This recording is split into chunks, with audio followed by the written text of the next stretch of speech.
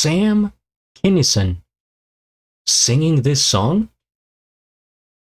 What's up, guys? GeorgeTheCloud here. My name is Jorge, aka George. Welcome to the channel and welcome to my life. We have a paid request by Brad Taggart, a close friend of the channel, huge supporter. Thank you so much. I appreciate it. I reacted to Sam once before, and it was singing. He was singing "Are You Lonesome Tonight?" Johnny Carson Tonight Show, and I just instantly looking at the thumbnail, I can remember his voice and his screaming, screeching even, but it's fine. However, this is sort of tricking me because Under My Thumb, I think it's a song that I've heard. Under My Thumb, dun, dun, dun, dun, but I didn't know he was the singer of this song. Let's do some quick research here. It's because it's originally by the Rolling Stones. Okay, from the album Aftermath. And this is what, early 70s, I suspect? Yes, probably. Even 60s. Oh my. Under My Thumb. Rolling Stones release date. Let's see here. 1966. Wow. Okay, so this is Sam doing a cover of that song in 1990. Huh. Well, let's see what happens. Grab some popcorn, fill up your water, put your headphones on. Let's go. I want to give some more facts about this young man. He's not what he looks like. A sweet young thing. You know that his hobby is standing in front of a tennis ball serving machine with his robe open? Items from this defendant's diary. Look at this. What's going on here? With a unicorn. A man with rubber pockets will probably steal soup.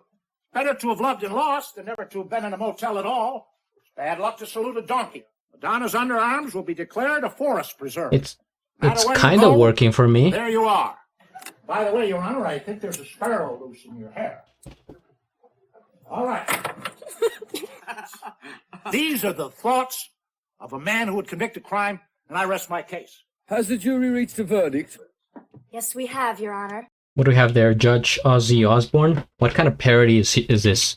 What am I looking at? Is this what passes as entertainment these days? And by these days, I mean 30 years ago. These are the thoughts of a man who would convict a crime, and I rest my case. Has the jury reached a verdict? Yes, we have, Your Honor. Do you have anything to say before I pass sentence? I've got something to say.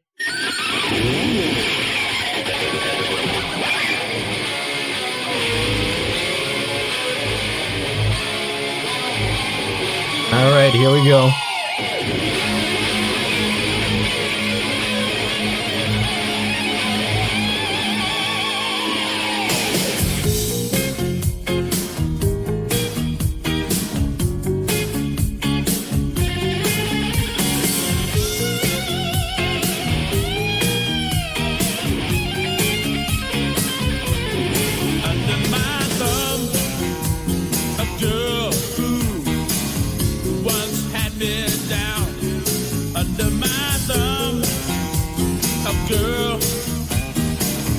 Push me around.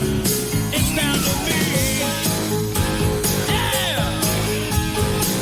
The difference in the clothes she wears down to me. A change has come. Here's a lady with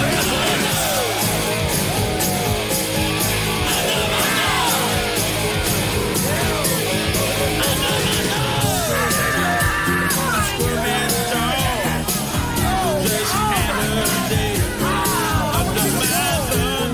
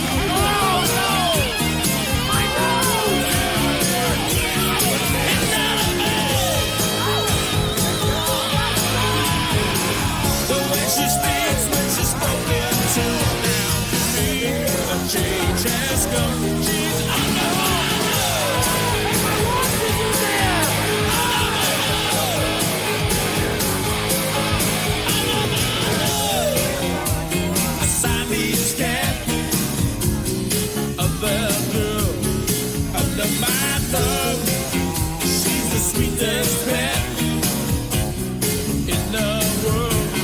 It's down to me.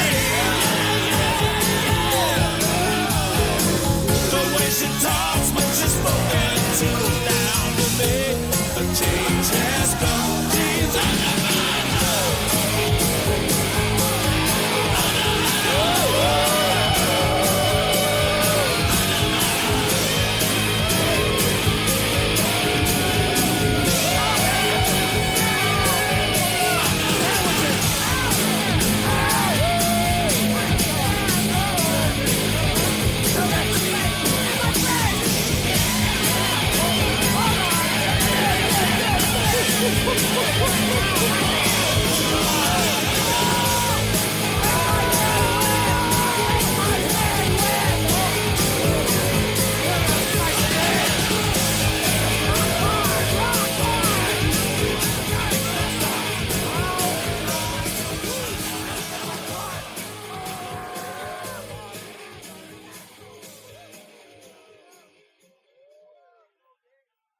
Ever eat in a restaurant where you see a cockroach bench pressing a burrito?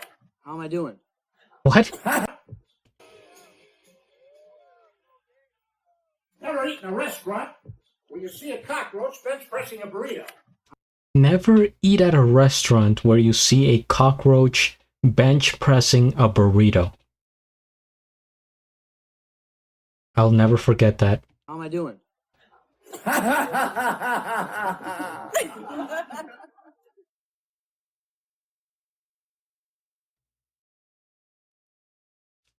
Wow, this is more than I bargained for. First things first, we hit the like. I subscribe. I subscribe to this channel. Master Noise present hard and heavy in 60 frames per second. Interesting name for a channel. And I'll have a link of the original video down in the description below. So I take it that this was complete parody, and that Sam was lip singing the entire song, because there's no way, right? I mean, maybe he did some vocals over it here and there, but for the most part, I think it was just the original by the Rolling Stones. Under my thumb, din, din, din, din. It's such a catchy chorus because it's so like visual.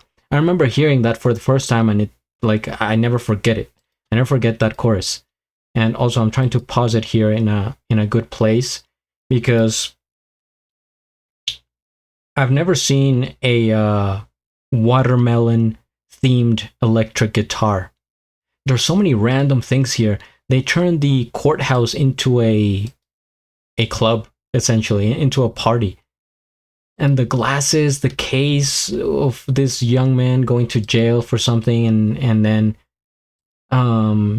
there's just like bits of comedy here throughout. Very cool. Judge Ozzy with the wig. Do they still do that? I mean, in the United States, obviously not, but I think there is maybe in Australia, where the judges still wear those wigs that seem very from 200-300 years ago, like the founding fathers, something George Washington would have worn. So this is really funny. This is really entertaining. And man, it's kind of like that old school just comedy that doesn't, it's harmless. It's something of, like, right now I feel like a lot of people they try too hard, you know what I mean? And like this, of course, it's trying hard because they're putting a lot of effort, creativity, a bunch of stuff. But no, it's different. They're like forcing it nowadays. Some, right? Of course, not all, but it feels more forced.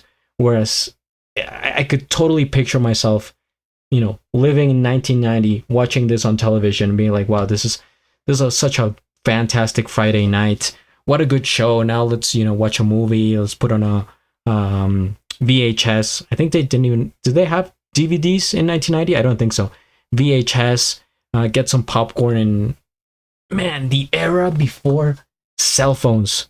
I don't know why I always think of that when I go back to the 1990s, but I wish I could have I wish I had appreciated the pre-cell phone era more than I did.